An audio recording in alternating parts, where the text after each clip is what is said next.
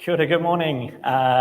Before we get into things, I thought it would be good to quickly introduce or reintroduce just a wee bit about me. So I was born in the bustling metropolis of Gore and lived there till I was 7. Did something groan? I felt like something groaned. Yeah, with much diligence. So I live and bleed the brown trout. I grew up on cheese rolls and frosts in summer and suppressing my emotions, which was cool. And my family then moved to Christchurch. Where did I go to school? Great Christchurch question to ask. I went to Merrin School, and then I occasionally attended Burnside High School. So this is a part of Christchurch that I'm really familiar with, and it feels kind of funny bringing my kids back here full circle for us. I'm married to Zara, and we have 2 girls, Piper, who's 4, and Paige, who's 2. This photo's a bit older, a bit bigger than this now, so am I actually. And just a millennial cliche photo shoot in the hills. Something we didn't realise until after we named the girls is that we'd actually inadvertently named our kids after 2/3 of the cast of the early 2000 witch drama Charmed. So now when I tell people what my girls' names are, some people assume that I'm some sort of Charmed super fan, which obviously I'm not anymore. Much prefer Anglican witchcraft. So for the past 2 years, I've been doing ministry at the Cardboard Cathedral, and man, it was a wild ride.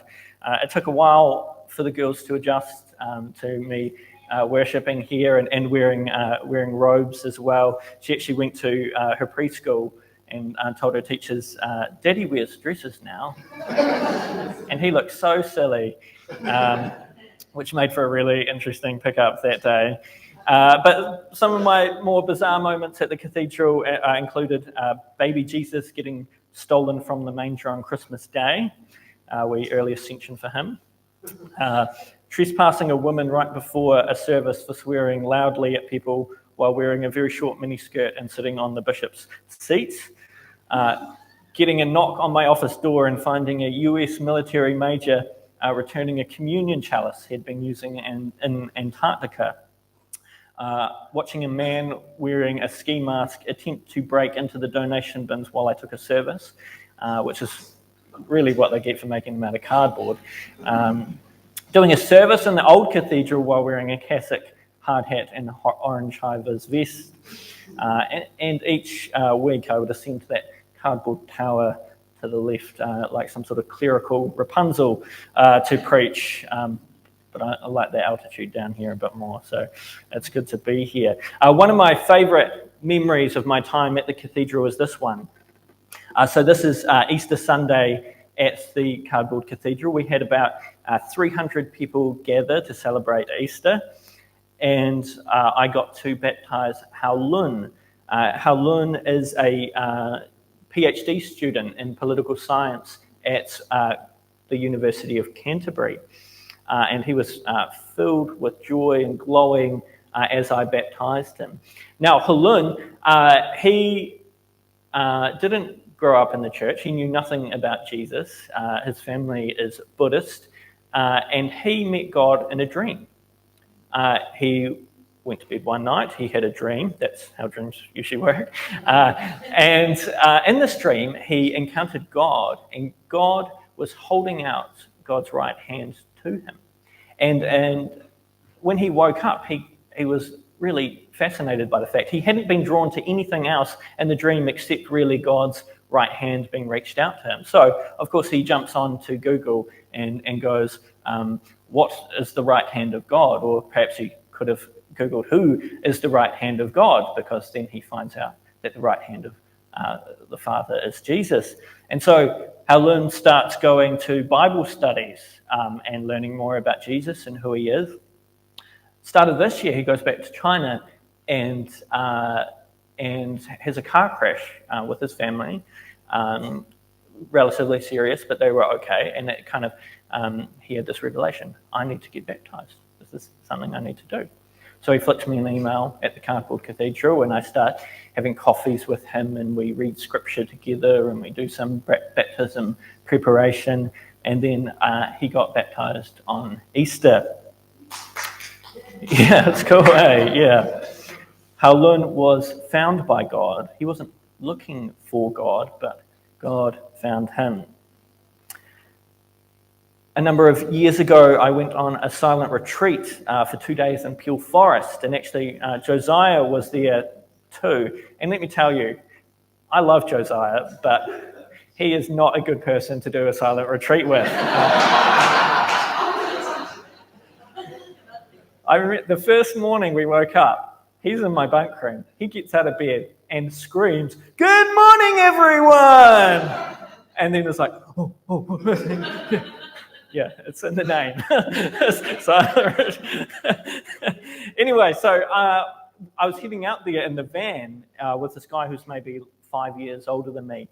And he told me that he was thinking about tapping out of faith and the church, and that he didn't really know if it was true or if it was worth believing anymore. And it seemed he had kind of drifted away. And he thought he would come along to this retreat regardless. After the retreat, I sat next to him on the way home and I asked how it was for him. And he said, "I met Jesus face to face."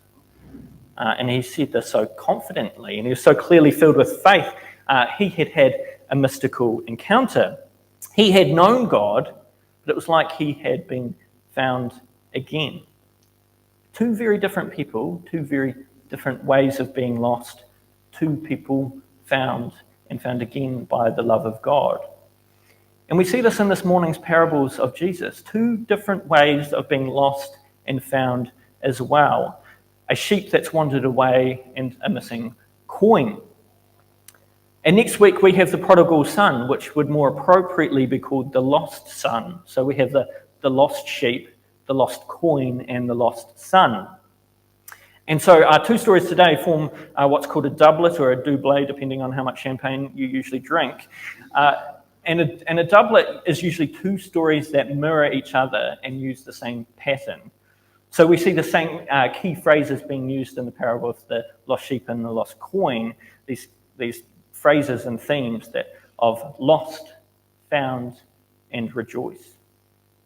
But it's not just a doublet, it's a gendered doublet. And by that we mean it intentionally parallels male and female main characters in the two stories to emphasize the universality of these two tales. And we see this a wee bit in Luke's gospel. The point being, all of humanity can be found and participate in the finding. So Luke's chapter 15 of Luke's gospel doesn't just paint a singular way of being lost and found by God, but it tells three diverse stories. And really it's giving us a typology of lostness. What Luke is showing us is there's actually many different ways of being lost. The sheep is lost through its wandering from its shepherd. The coin is lost through no fault of its own. It's a coin. The son is lost through rebellion and a desire for autonomy. Three different ways of being lost, but Christ who rejoices in finding each one of them. And throughout the parables, we get the strong impression that God is wherever the lost are. And so the question is, are we? Because at the end of both stories, we hear that when these things are found, the sheep and coin are found, the finder proclaims, "Rejoice with me." When someone is found, the whole community rejoices. My daughter Piper has always been attached to her doggy. That's her on the left strutting with it last year. And she became so attached to her doggy that we got a backup doggy just in case she ever lost the original one, which was a good thing because lo and behold, last year she lost doggy. It disappeared out of thin air. Fast forward a few months later, Zara and Piper are at Willowbank, and a staff member comes up to her and says, "Is your name Piper?" And Piper says, "Yes." And then she says, "Do you have another toy dog like that?" To which she said, "I did." And she then explains that she had found Piper's doggy 3 months before, And usually they only keep lost property for 3 weeks. But she couldn't face the idea of getting rid of someone's beloved toy dog. So she took it home in hope that she would find this mystery girl Piper, whose name was on the tag, and might one day return, and that Piper might one day return looking for her doggy. We couldn't believe the kind of attentiveness and care and reuniting this toy with its owner this woman had taken. Paige has a favourite toy as well. She has her panda. Here she is giving it some medicine, some Pamol. It was feeling a bit sick, too much bamboo, I think. And just 3 weeks ago, she lost her panda. We'd been to the supermarket, we'd been to Kmart, and so I rang them. I asked, do you have Paige's panda? And they didn't. They couldn't find it, or didn't want to find it.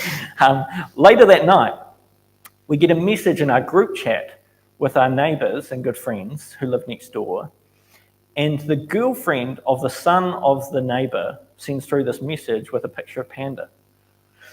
She had been to Kmart with her friends that night and spotted what she thought looked like her boyfriend's neighbour's daughter's toy panda.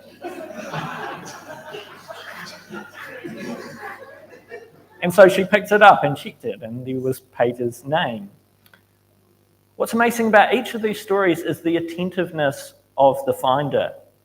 That a woman would care so much about a child's toy dog, to be so observant to spot a child with the same doggy, to even remember her name, shows a great care for that which is lost. To not only find a toy that doesn't look like it belongs in the toy aisle of Kmart, but to recognise that it's your boyfriend's parents' neighbour's daughter's toy panda also shows a great attentiveness. Being attentive to the lost is actually a spiritual practice. The shepherd and the woman show a great deal of attentiveness to the value of that which is lost.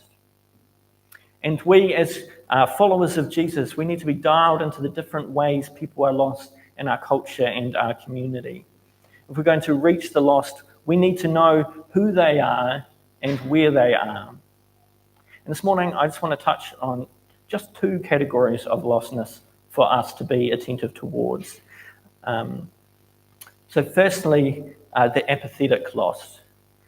A good amount of our culture is spiritually lost, not because they are atheists, but because they are apatheists towards God. People who don't just not believe, but they don't care enough to believe. Some have named this apatheism, a kind of apathy towards God in particular. And Ronald Reinhauser describes this kind of sensation experience well. He says, it's not that we have anything against God, depth, and spirit. We would like these. It's just that we are habitually too preoccupied to have any of these show up on our radar screens. We are more busy than bad, more distracted than non-spiritual, and more interested in the movie theatre, the sports stadium, and the shopping mall and the fantasy life they produce in us than we are in church. Pathological busyness, distraction, and restlessness are major blocks today within our spiritual lives. And I think this is more the kind of lostness that people find themselves in our culture today. And to be fair, I think we also see this kind of lostness within the church as well. People distracted, busy, and kind of apathetic towards God and God's significance for our lives. Kyle Bashirs illustrates how apatheism is fostered using this following graph. And he points out that our beliefs about God and our status in life have incubated apatheism. So our cultural beliefs in God are now diverse and highly contestable. In other words, the conditions of belief are now that Christianity is up for debate, and it's one of many available belief systems. This isn't how it has always been. But he also argues that our status in life is both distracted and comfortable. Because we are distracted, God often goes unnoticed in our lives. Because we are comfortable, God often feels unnecessary in our lives. The conditions of belief in God give us a lack of reason, while the status of life we find ourselves in gives us a lack of motivation, which leads to apathy. So what do we do about apatheism? First of all, I'd say we should pray that God would stir the hearts of the distracted and the apatheistic, that the Spirit would break through into people's distracted lives. And we're already seeing a move of God. And I'm going to be very vulnerable with you now and share a photo of me, which is very old. Is that okay? So that's me on the right. That's Zara on the left. Hopefully you could figure that out. And this, in the middle, is my friend Rob. And this is us in the office at Papanui Baptist in 2011. We were all doing a youth work internship together.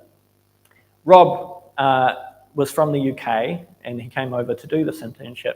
And then he returned back to the UK to further his career in theology, and he studied at Durham and a few other universities, got his PhD. And then recently he wrote some research. This research, Rob Barwood-Simmons, that's him right there. He used to hang out in Christchurch, and I think you have talked about the Quiet Revival here a wee bit before. This is good news. That if you don't know, that when they did this research, I was talking to Rob about it. They didn't set out to do this research. They'd been commissioned to do some research in Wales to get an idea of what's happening in the church. And they got the data back, and they didn't believe it. They sent it back to be checked again, and it did get confirmed, and then they broadened the scope of it to the whole of the UK. And what they found was astonishing, that Gen Z church attendance had quadrupled. Unbelievable. So we rejoice in this, but we continue to pray and to continue to think about how do we reach the lost? How do we reach the apathetic lost? So as well as praying, the church needs to show the world that it's culturally distinctive. We need to tell the story of a different way of being in the world. We need to embody a different way of living in the world. The thing about apathy is it's hard to talk people out of. You don't really argue people out of indifference, and apatheism isn't really defeated by debate.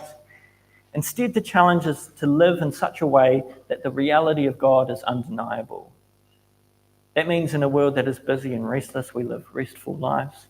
In a world that is comfortable and shallow, we embody a costly, deep, and meaning-rich life. The apathetic don't just need better arguments, they need a better vision of what life with God looks like. Another category of lostness is the societal lost, those who are disconnected from our society and often our church. While the apatheistic are often lost because of what they do have, the societal lost are lost because of what they don't have and the social stigma that often accompanies this. They remain on the fringes of society and of the church as well sometimes. Many of the homeless people I've spent time with have heard Christians proclaim the gospel with their lips and even maybe with their wallets, but not often with their presence and their friendship. You might have seen this headline from just Friday about a man who died in a Christchurch bar in the morning. This man was a friend of mine. His name was Gareth, and he was homeless. He had asked to use the toilets at Rockpool Bar, and he died alone in there, being found 2 hours later. Gareth struggled with addiction all his life, and to be honest, burnt almost every bridge he could possibly burn. But he was an image-bearing child of God who had lost his way. And I could see the humanity amongst his complex and messy life. And he would ask about my kids, my ministry, and he would sometimes share his own struggles as well. And so I will miss Gareth dearly. Gareth belongs to a segment of society which is desperate for followers of Jesus to be the church God has called us to be. And I believe we live in a community that's the same. Before I took up my role here as vicar, I checked the latest census data. Sorry, it's a bit hard to read. And our parish here in Brindwell, the community we worship in, has over twice the social deprivation of the most severe rating than the New Zealand average. So you see the green line through the middle, that's the New Zealand average. The 10 is the highest rating, most deprived, which is almost 30% of this community that we're a part of. And so part of what has drawn me to this community is this reality, but also the reality that this is a church that takes so seriously reaching out to this community. And to me, this isn't just a wee tag on extra to us being a worshipping community, but it is built into the purpose of being the church. The great Anglican theologian William Temple said, "The church is the only institution that exists primarily for the benefit of those who are not its members." We exist not for ourselves, but for others, those who are lost, in all the abundant ways there are to be lost, only two of which we have touched on this morning. But my prayer is, as you go this morning, that you may rejoice with the God who never tires of seeking the lost. And may you join heaven's song each time one is found. May you be attentive to those wandering in distraction or hidden in the margins, carrying Christ's love with eyes wide open. May you resist apathy and distraction, embodying a distinctive way of living that tells the world another story is possible. And may you remember, as William Temple said, that the church exists not for itself, but for those beyond its walls. And go as people of God, found by God, to find others. Amen.